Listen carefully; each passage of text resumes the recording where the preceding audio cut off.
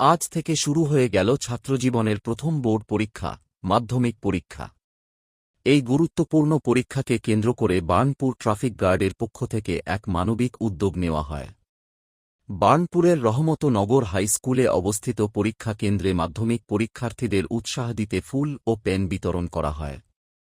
এই কর্মসূচিতে উপস্থিত ছিলেন ট্রাফিক এসিপি এনবি জসিম এবং ট্রাফিক ওসি আমিরুন রহমান খান। পরীক্ষার্থীদের সঙ্গে কথা বলে তাঁদের মনোবল বাড়ান তাঁরা এবং নির্বিঘ্নে পরীক্ষা দেওয়ার শুভেচ্ছা জানান। এদিন পরীক্ষা কেন্দ্রে আসা এক ছাত্রী অনিচ্ছাকৃতভাবে তার এডমিট কার্ড ও রেজিস্ট্রেশন কার্ড বাড়িতে ফেলে আসে। বিষয়টি জানার পর ট্রাফিক এসিপি এনবি জসিম তৎক্ষণাৎ মানবিক ভূমিকা নেন।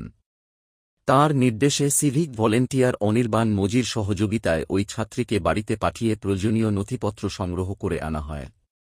পুলিশের এই দ্রুত ও দায়িত্বশীল সহযোগিতার ফলে ছাত্রীটি নির্ধারিত সময়ের মধ্যেই পুনরায় পরীক্ষা কেন্দ্রে পৌঁছে নির্বিঘ্নে পরীক্ষায় অংশ নিতে পারে। পুলিশের এই মানবিক উদ্যোগে খুশি পরীক্ষার্থী ও অভিভাবকরা। পাশাপাশি শিল্পাঞ্চলের বাসিন্দারাও বার্নপুর ট্রাফিক গার্ডের এই উদ্যোগকে সাধুবাদ জানিয়েছেন।